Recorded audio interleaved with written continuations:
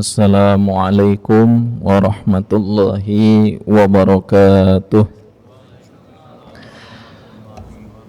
Alhamdulillahi wahdahu wassalatu wassalamu ala man la nabiyya ba'dahu wa ala alihi wa ashabihi wa mawalahu wa ba'dahu. Hadratul mukarramin wal muhtaramin, bapak-bapak, ibu-ibu, hadirin wal hadirat rahimakumullah. Senantiasa kita bersyukur kepada Allah atas begitu banyaknya limpahan nikmat yang Allah anugerahkan kepada kita semua, wabil khusus nikmatul iman wal Islam. Dan insyaallah kita akan kembali melanjutkan kajian kitab Adabul Usrah mengenai munakahat dan juga fikih tentang keluarga dan hal-hal yang berhubungan dengannya. Bismillahirrahmanirrahim.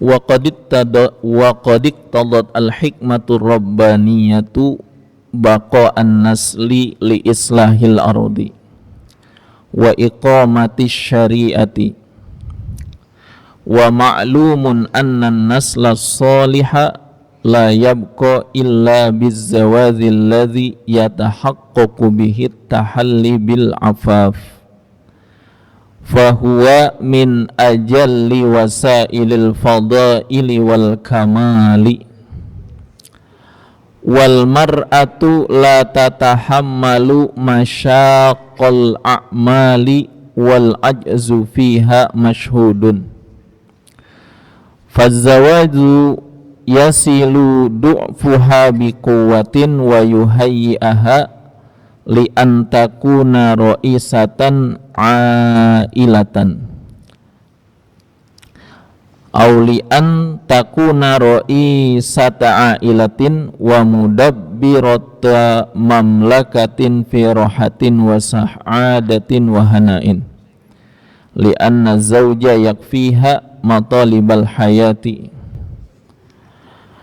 wa yafuzu bi rafiqatin tuhlisu lahul wudda wa tashmilu manzilahu birriayati wa tahmilu lahul hubba at-tahira.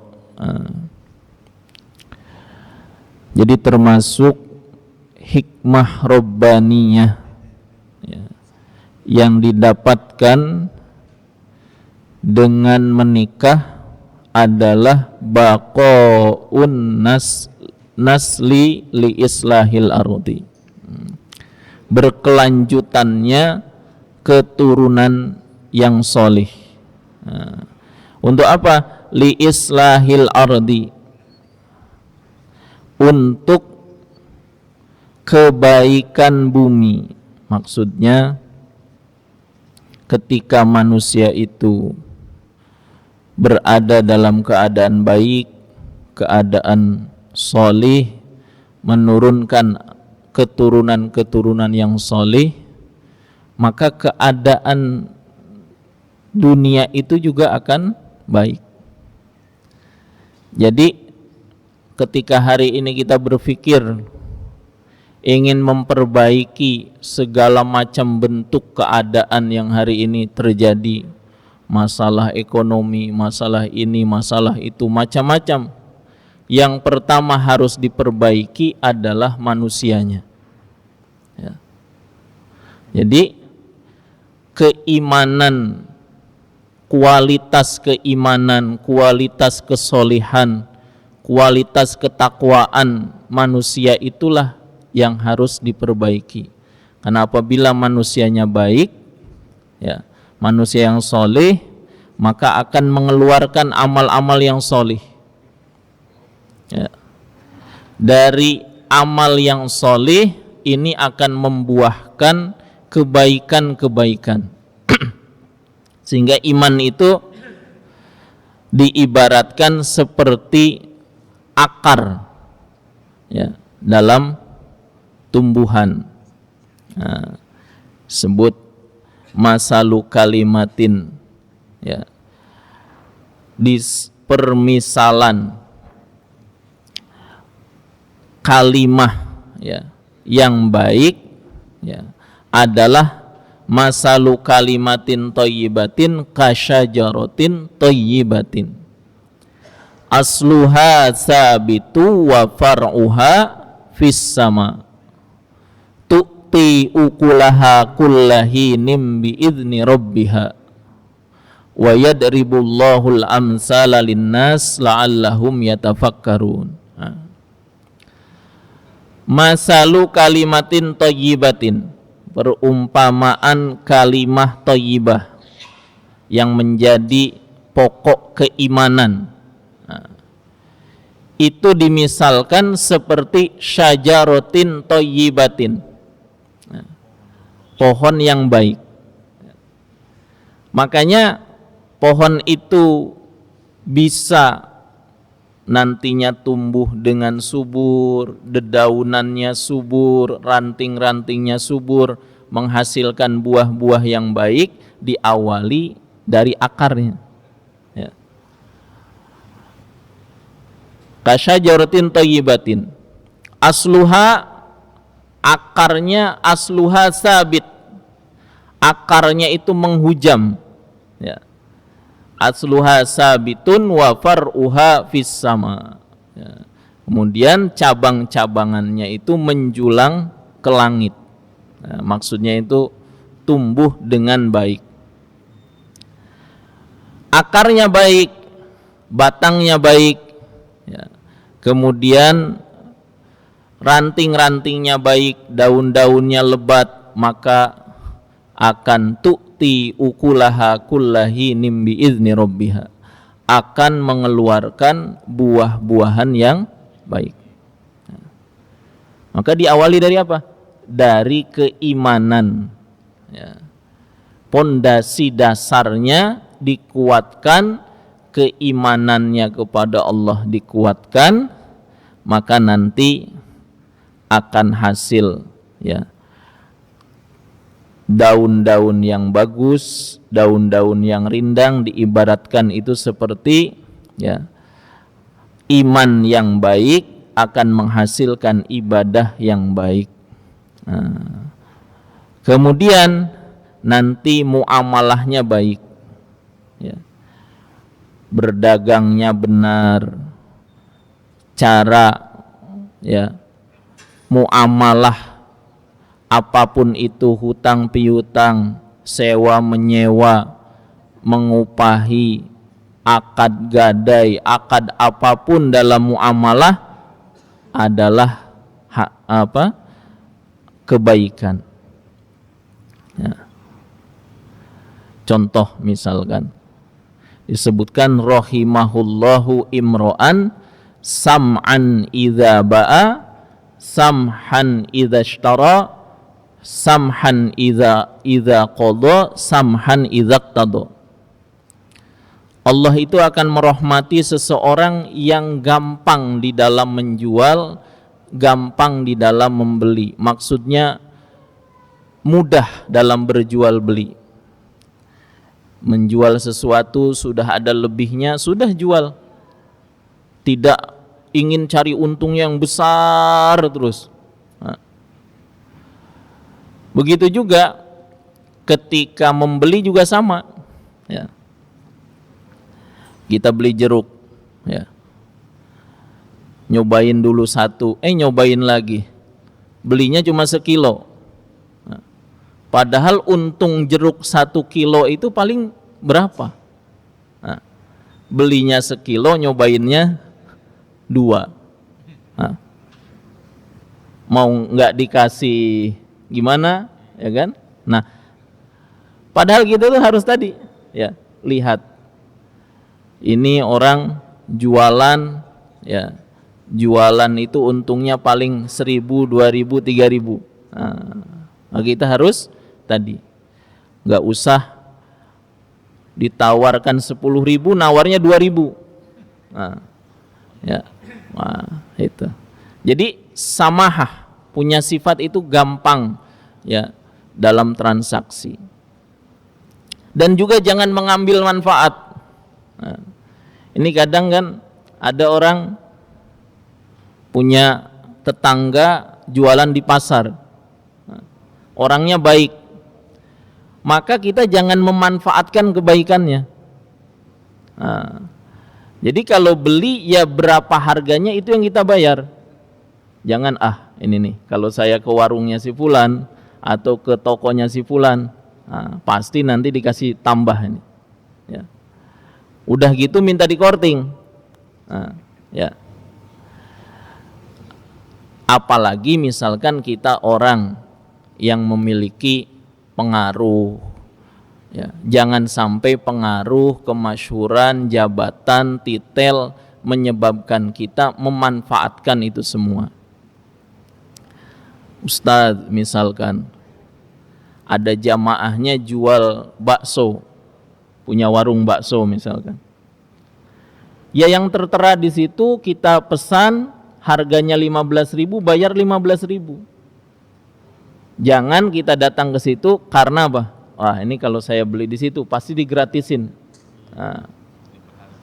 Iya. Jadi nyarinya gratisan. Itu bahaya.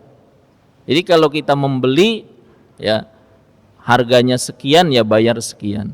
Ya, tujuan kita membantu teman, membantu saudara, membantu orang lain agar mendapatkan rizki yang halal. Jangan justru kita memanfaatkan. Karena itu kadang terjadi hal-hal seperti itu. Ya.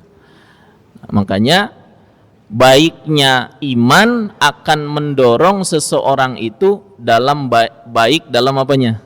Dalam ibadahnya, baik dalam muamalahnya. Begitu juga baik dalam muasyarahnya. Hubungan dengan istrinya baik, dengan anak-anaknya baik, dengan temannya baik, bahkan dengan orang yang membencinya pun tidak akan membalas dengan kebencian. Gitu. Itu muasyarah. Nah, nanti hasilnya adalah akhlakul karimah, akhlakul hasanah, itu yang menjadi buahnya. Ya. Maka itu hal yang sangat penting. Jadi baiknya ini keadaan dilihat sejauh mana keadaan manusianya. Kalau manusianya pribadi-pribadi yang baik, pribadi-pribadi yang soleh, maka keadaan dunia ini akan diperbaiki oleh Allah Ta'ala. Ya. Tapi sebaliknya, kalau keadaan manusianya rusak, maka dunia juga akan dalam keadaan rusak. Ya. Bagaimanapun itu, ya. Jalan apapun yang ditempuh, ketika jalannya bukan jalan yang ditempuh oleh baginda Nabi SAW dalam memperbaiki umat ini, maka tidak akan pernah mendapatkan kebaikan. Kata Imam Malik, la yasluha akhiru hazihil ummah illa ma aslaha awwaluha. Umat ini tidak akan menjadi baik kecuali diperbaiki dengan cara orang-orang awalnya memperbaikinya. Orang-orang Quraisy itu terkenal dengan kejahiliahannya. Jahiliyah itu apa? Tidak mengenal Allah, ya.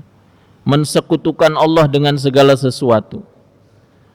Tuhan dibuat dari roti, ketika lapar Tuhannya dimakan. Ya kan? Dan lain sebagainya, jahil. Kemudian satu dengan yang lain saling berebut kekuasaan, berperang, tidak pernah henti-henti. Yang satu menang, satu kalah, perang lagi. Aus dengan Khazraj, ya, Qabilah Quraisy satu dengan yang lain, seperti itu. Wanita dinilai rendah di kalangan orang Arab jahiliyah waktu itu. Kalau orang punya anak wanita, maka merasa hina. Keadaan-keadaan yang begitu sangat-sangat buruk. Maka Rasulullah datang, ya, dengan risalahnya. Yang pertama diperbaiki oleh Rasulullah adalah keimanan, keyakinan para sahabat. Beriman kepada Allah, beriman kepada hari akhir, bahwasanya setiap perbuatan yang dilakukan di dunia ada balasannya di akhirat. Famay ya'mal misqala dzarratin khairan yarah wa may ya'mal misqala dzarratin syarran yarah. Diingatkan oleh Rasulullah akan pentingnya hal itu tadi. Sehingga dengan keimanan timbul khasyah, timbul rasa takut kepada Allah Ta'ala, selalu berusaha mengerjakan kebaikan, menjauhi keburukan. Bahkan dalam hal berbuat baik kepada sesama, itu bukan hanya ketika ada berbuat baik, sampai rela mengalah dalam satu hal urusan untuk orang lain. Ya. Maksudnya dalam urusan makanan, dalam urusan minuman, itu rela mengalah untuk orang yang lebih membutuhkan. Sehingga disebut dalam Al-Quran, wa yu'siruna ala anfusihim walau kana bihim khososoh. Para sahabat itu ya mengalahkan, maksudnya mengalah kepada orang lain, mendahulukan keperluan orang lain walaupun mereka itu dalam keadaan sulit. Kenapa? Karena baiknya keimanan. Karena inginnya berbuat baik kepada orang lain. Sehingga ada satu kisah, ada seorang diberi kepala kambing. Maka setelah dia terima, dia berpikir ada tetangganya yang lebih butuh, maka diberikan. Yang diberi itu juga sama, diterima, tapi dia berpikir ada tetangga saya yang lebih butuh lagi. Dikasihkan begitu sampai muter 7 rumah dan kembali lagi kepada orang yang pertama. Ya. Nah, ini kan ada hubungannya dengan apa? Dengan kita hari ini sebentar lagi melaksanakan ibadah kurban. Nah, ya. Kadang orang itu karena punya mindset inginnya selalu diberi, dan biasanya diberi, ketika tidak dapat itu kadang marah-marah. Nah, misalkan padahal mampu untuk beli. Ya, misalkan beli daging hari itu 2 kilo mampu, ada uangnya, bahkan lebih dari 2 kilo mampu. Nah, tapi ketika tidak dapat bagian dari masjid, kadang apa? Marah. Atau misalkan ya tadi, pokoknya saya harus dapat. Nah, padahal masih banyak orang-orang yang lebih membutuhkan. Nah, makanya apa? Tadi ya, pola pikirnya yang harus dirubah. Al yadul ulya khairun minal yadis supla. Tangan yang memberi lebih baik daripada yang menerima. Orang hidupnya pas-pasan tapi pola pikirnya ingin memberi, maka dia itu selalu ingin bagaimana bisa memberi. Kalau diberi, dia itu nggak cepat-cepat nerima. Ya, makanya hari ini kalau ada santunan-santunan apa misalkan begitu, nah, ya nggak akan beres-beres kalau keadaan manusianya, keimanannya tidak dibereskan. Nah, ya. Maksudnya apa? Maksudnya nih, kita hari ini menghadapi misalkan Idul Adha, ada sunnah diantaranya berkurban. Memang hukumnya itu apa? Menurut mazhab Syafi'i itu sunnah muakkad alal kifayah. Ya. Sunnah yang sangat dikuatkan alal kifayah. Maknanya sama seperti pengertian fardu kifayah tapi bukan fardu, sunnah. Maksudnya gimana? Apabila dalam satu keluarga, jadi satu keluarga ketika ada kemampuan disunnahkan untuk berkurban. Nah, ketika ada salah satu pihak dari satu keluarga tadi berkurban, maka kesunahan dari satu keluarga itu sudah gugur, karena digugurkan oleh satu orang. Nah, disitulah disebut sunnah muakkad alal kifayah. Nah, terus misalkan, ya, wah, saya kan nggak mampu ini dan itu. Nah, kadang kalau untuk perkara akhirat itu, perkara agama, kita banyak bilangnya nggak mampu. Saya emang nggak mampu, nggak, ya. Tapi untuk perkara dunia, nggak mampu pun mampuin. Mohon maaf, kadang, ya, ada orang mau kredit rumah, kredit mobil, atau kredit apalah, gajinya itu nggak lulus sebetulnya. Ya. Jadi kalau punya gaji 5 juta ingin kredit mobil misalkan, sama yang survei itu dibilangnya, oh ini nggak bisa ini. Supaya bisa bagaimana? Dinaikin, padahal gajinya 5 juta, bilangnya berapa? 10. Supaya apa? Supaya dianggap mampu. Ya. Tapi untuk hal agama kadang gitu tadi, saya mah kan nggak mampu, setiap bulan masih ada setoran dan lain sebagainya gitu.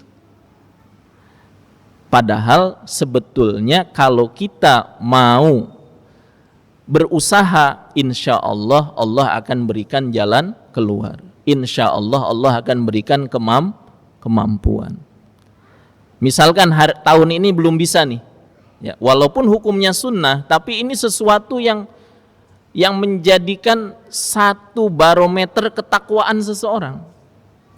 Ya, la yanalallaha luhumuha wala dima'uha walaki yanaluhut taqwa minkum. Allah itu tidak mengambil darah dan daging-daging hewan kurban, tapi yang diambil adalah ketakwaan. Makanya kurban itu sebagai satu bentuk ketakwaan. Kurban itu adalah ismun, udhiyah itu ismun lima yuzbahu minan na'am fi ayyami idil adha wa ayyamit tasyrik taqarruban ilallah. Tujuannya taqarrub ilallah. Coba kita hari ini misalkan, kalau masalah rokok ini agak sensitif nih, ya. Nanti dibahas rokok nih. Yang halal lah, ngopi. Nah, ngopi kita sehari bisa berapa? Kadang 5 gelas sehari, 5 bungkus, ya. Kalau sebungkusnya 3.000, berarti berapa? 15.000. Bisa nggak kira-kira kita ngurangin ngopi yang tadinya 5 kali jadi 3 kali aja? Yang duanya itu 6.000 kita tabung. 6 dikali 1 bulan dikali 3 berapa? 180.000. Kalau dikalikan 10 bulan 1.800.000. Ditambah itu, misalkan dapatlah 1.500.000. Ya. Bisa kurban, bisa. Apa? Beli domba betina. Ya. Harganya 1.500.000. Bisa kurban, bisa. Atau nanti kita tambah uangnya. Tuh. Jadi selalu ada jalan. Karena memang dalam kebaikan itu harus apa? Harus menahan hawa nafsu. Gitu. Itu baru kopi, belum yang lain. Gitu ya. Allahu Akbar. Nah, maka dari itulah ketika keimanannya baik, maka akan memperbaiki seluruh aspek kehidupan. Nah, maka agar ya tadi orang-orang itu beranak keturunan yang baik, karena orang-orang yang solih, ya, disebutkan wal baladut thayyibu yakhruju nabatuhu bi idzni rabbih. Ya. wal khabisu la yakhruju illa nakida. Jadi negeri yang baik akan mengeluarkan tumbuhan-tumbuhan yang baik. Maksudnya wanita-wanita yang solihah maka akan menurunkan keturunan-keturunan yang solih dan solihah. Oleh karena itulah supaya dapat keturunan maka menikah. Sehingga nanti ada anak keturunan terus, dan Rasulullah itu mengatakan tanakahu tanasalu fa inni ubahi bikumul umam yaumal qiyamah. Menikahlah, berketurunanlah karena aku berbangga dengan umatku pada hari kiamat. Nah, kalau umatnya Rasulullah ini solih-solih, baik-baik, Masya Allah, Rasulullah itu merasa bangga. Nah, maka menikah. Dan dengan itu tadi wa ma'lumun anna nasla soliha la yabqa illa bizawazil ladzi yatahaqqaqu bihat tahalli bil afaf. Dan telah umum diketahui bahwasanya keturunan yang solih tidak akan hasil kecuali dengan menikah. Karena menikah itu apa? Satu solusi agar orang tidak melakukan kemaksiatan, tidak melakukan perkara yang tidak baik atau disebut zina. Nah, berapa banyak hari ini orang karena lemah iman sudah mikirin dulu, nanti kalau saya nikah, gimana ya? Harus beli ini, harus punya ini, harus itu, harus ngasih ini. Wah, akhirnya dia bilang repot. Nah, akhirnya nggak mau nikah. Nyalurkan nafsunya, akhirnya zina. Nauzubillah. Gitu. Ya. Nah, dengan menikah itu akan menyalurkan syahwat dengan cara yang halal. Nah, bahkan berapa banyak hari ini orang yang merasa ya tidak, bahkan berniat nggak ingin punya anak, pre-child, ya. Orang yang nggak mau punya anak, karena tadi kalau punya anak nanti kena biaya ini ya, ini gini macam-macam dipikirin, nanti akan miskin, ya. Padahal Allah berfirman, wala taqtulu auladakum khosyata imlaq. Janganlah kalian bunuh anak-anak kalian karena takut miskin. Ya. Makanya keimanan itu akan selalu mempengaruhi. Ketika keimanan seorang baik, maka dia yakin setiap makhluk yang bernyawa, bahkan bukan hanya manusia, seluruh makhluk Allah pasti sudah dijamin rizkinya oleh Allah Subhanahu wa ta'ala, ya. Sudah dijamin rizkinya oleh Allah Subhanahu wa ta'ala. Nah, itu harus menjadi satu keyakinan kita. Rizki kita, rizki istri, rizki anak, semua sudah dijamin oleh Allah, ya. Adapun kadang kita mengalami kesulitan, kok sulit banget, udah nyari dari pagi, kerja ini kerja itu, tapi kok nggak dapet, atau misalkan dapat tapi nggak sesuai dengan kebutuhan, itu ujian, ya. Karena memang hidup ini isinya apa? Ujian, gitu. Kadang diuji dengan kekurangan, tapi juga nanti satu waktu diuji dengan sesuatu yang lebih. Nah, kadang orang bisa bertahan dalam kesulitan, tapi kadang lupa di dalam kelebihan. Nah, jadi itu ujian, tapi rizki kita pasti, ya. Pasti rizki kita itu akan sampai kepada kita. Kalau bukan rizki kita, sudah di tangan pun nggak akan bisa kita dapat. Tapi kalau rizki kita walaupun banyak yang menghalangi, tetap rizki itu akan sampai kepada kita. Nah, dari itulah maka nanti kehormatan seseorang, kehormatan diri seseorang dengan menikah itu akan terjaga. Fahuwa min ajalli wasailil fadaili wal kamal. Dengan menikah itu akan mengantarkan kepada keutamaan dan kesempurnaan. Maka disebut menikah itu adalah menyempurnakan separuh agama.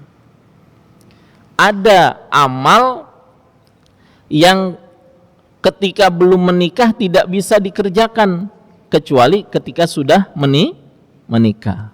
Apa contohnya? Ya.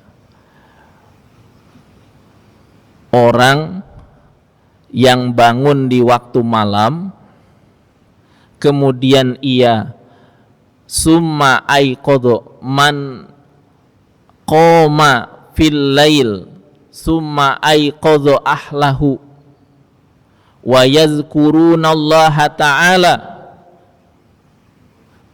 Barang siapa yang bangun di malam hari kemudian membangunkan keluarganya, baik itu istri membangunkan suami, suami membangunkan istrinya, kemudian mengingat Allah, melaksanakan sholat, membaca Al-Quran, berzikir, berdoa, maka keduanya akan ditulis minadz-dzakirina waz-dzakirat, termasuk orang yang mengingat Allah dari kalangan laki-laki dan wanita. Lah kalau nggak ada istri kan nggak bisa itu. Siapa yang mau dibangunin? Ya kan? Suami membangunkan istri atau istri membangunkan suami. Untuk apa? Untuk ibadah. Seorang yang belum menikah datang ke masjid, dia dapat pahala. Sholat berjamaah dapat pahala. Tetapi orang yang sudah menikah, pahalanya lebih besar. Kenapa? Karena ya, al ajru biqadril masyaqqah, pahala itu sesuai dengan kesulitan yang didapatkan. Kalau orang belum punya keluarga, tidak ada yang diberatkan, berangkat sendiri. Tapi orang kalau sudah punya keluarga, ada dia berpikir, contoh nih, orang lagi kerja, lagi dagang, ya, tiba-tiba datang, kemudian waktu sholat seruan azan, itu berperang itu dalam pikirannya. Ini orang lagi banyak yang beli, gimana kalau saya tinggal, ya kan? Wah, nanti nggak laku dagangan saya. Wah, nanti saya nggak dapat ini. Berperang dia. Maka kemudian dia tinggalkan. Ya, dia tinggalkan semata-mata memenuhi panggilan Allah. Datang ke masjid berat tapi dia kerjakan, maka itu pahalanya lebih besar. Ya. Maka disebut ya rijalun, orang-orang laki-laki ya yang mereka itu apa? Melaksanakan sholat ya. Nah, ini apalagi punya anak misalkan, itu tambah berat lagi, tapi dia tetap mau ibadah, maka pahalanya lebih besar. Kemudian ya, pahala atau amal memberi nafkah kepada keluarga, nah itu ada setelah menikah.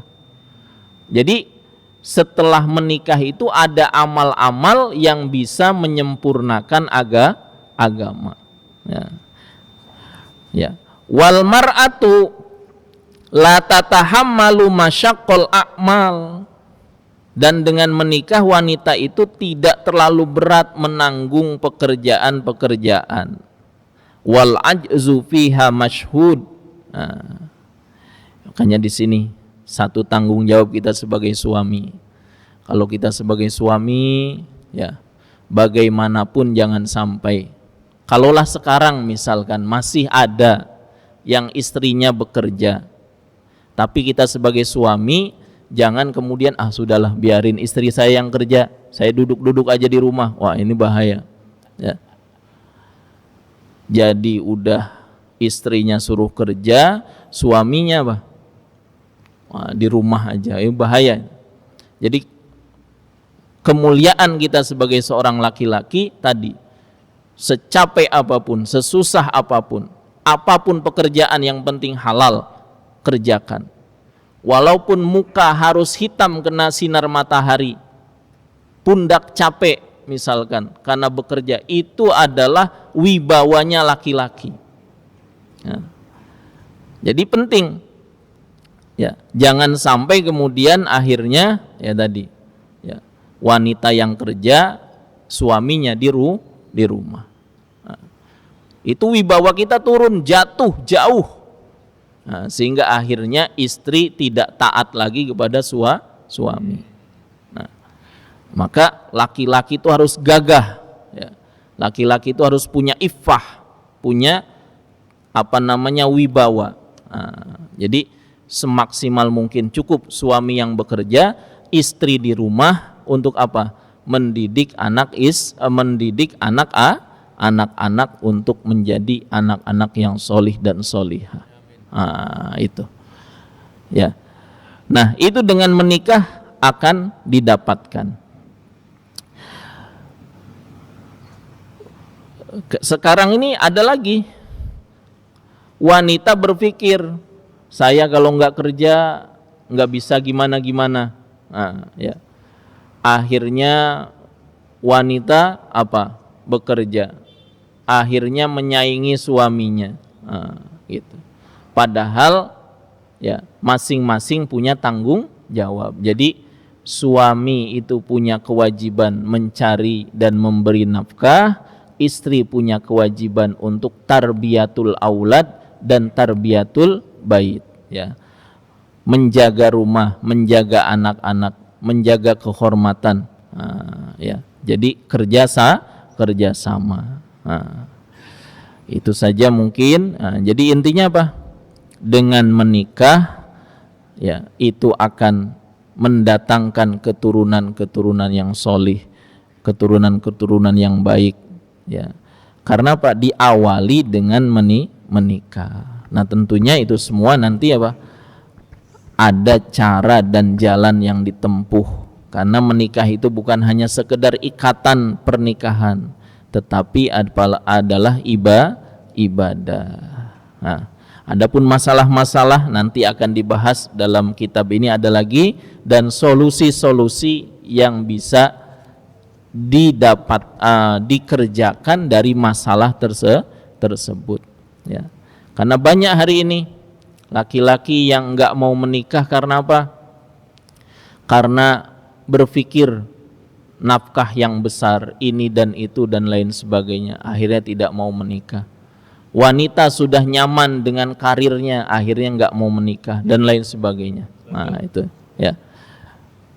Makanya menikah itu bukan hanya sekedar, ya, hubungan, tetapi adalah ibadah kepada Allah Subhanahu wa ta'ala. Itu saja mungkin kajian kita pada malam hari ini. Intinya adalah mari sama-sama kita terus berusaha untuk memperbaiki diri kita, ya. Dimulai dari diri kita dan keluarga kita. Mudah-mudahan Allah Ta'ala membimbing kita semua ke jalan yang diridhai dan dicintai oleh Allah Subhanahu wa Ta'ala. Amin ya rabbal alamin. Jamaah, demikian tadi telah disampaikan bagaimana kita berkeluarga, bagaimana kita menikah itu bukan hanya untuk sesuatu tapi adalah ibadah. Ini begini Pak Ustadz, saya nih ingin bertanya karena saya dengar di medsos, itu ada Ustadz mengatakan begini, bahwa nafkah itu yang kita berikan kepada keluarga itu berbeda dengan uang belanja. Artinya begini, saya pernah baca dan pernah melihat videonya, istri itu menuntut diberikan nafkah, padahal suaminya sudah memberikan nafkah tiap bulan. Sementara pemahaman suaminya adalah nafkah itu adalah nafkah yang diberikan kepada keluarga untuk sebulan sekali atau apa. Tapi usaha itu mengatakan nafkah itu lain dengan uang belanja. Yang diberikan itu tiap bulan adalah itu uang belanja, tetapi bukan nafkah. Nafkah adalah uang yang diberikan kepada khusus untuk istri, apakah itu untuk jajan atau untuk apa, maka ada istri yang menuntut kepada suaminya seperti itu. Nah ini bagaimana? Apakah nafkah itu sama dengan uang belanja atau bagaimana? Terima kasih. Bismillahirrahmanirrahim. Jadi an-nafaqah, ya. An-nafaqah itu adalah biaya hidup, ya. Maka mencakup semuanya. Keperluan kalau suami dengan istri berarti ketika istri memberi nafkah kepada suami memberi nafkah kepada istri, berarti segala keperluan pokoknya. Ya, makanya dalam kebutuhan pokok itu ada sandang, ada pangan, ada papan. Ya. Ini yang primer. Ya. Ada namanya kebutuhan primer. Enggak harus juga punya rumah, bisa ngontrak. Ya, intinya memberikan tempat. Kemudian yang kedua pakaian. Nah, ini juga pokok. Jadi ketika pakaian itu dipakai kemudian sudah mulai terlihat lusuh, maka suami wajib membelikannya lagi. Ya. Kemudian pangan, makanan. Ya. Maka ada nanti itu kategori suami ekonomi bawah, ekonomi menengah, ekonomi atas. Ya. Kalau ekonomi atas itu 2,5 so. Ya. Kalau ekonomi menengah itu 1,5 so. Kalau ekonomi bawah itu 1 so. Ya. Nah, maknanya secara kebutuhan pokok suami wajib memberikannya tadi, termasuk sandang, pangan, papan. Nah, istri wajib apa? Wajib untuk mentaati suami. Nah, terus kemudian ketika ada pekerjaan-pekerjaan yang itu membutuhkan biaya, maka biaya itu ditanggung oleh suami. Ya. Contoh misalkan ya mencuci, memasak dan lain sebagainya. Secara kewajiban itu bukan kewajiban istri. Ya. Nah, makanya suami ini menghitung juga, maksudnya kalau ya, kalaulah menyuruh orang itu berapa. Nah, maka karena istrinya yang mencuci, istrinya yang memasak, istrinya yang ngepel rumah dan lain sebagainya, maka diberikan bonus gitu. Jadi saling memahami. Tetapi juga sebagai istri bukan berarti kemudian diam saja, rumah kotor nggak disapu dan lain sebagainya. Karena apa? Karena berkhidmat kepada suami juga, membantu segala pekerjaan rumah tangga itu pun punya nilai. Ya. Tetapi bagi suami juga harus perhatian kepada istri. Intinya jangan perhitungan, jangan pelit gitu. Ya. Tapi secara nafkah tadi Pak Haji itu sudah jelas seperti itu. Ya.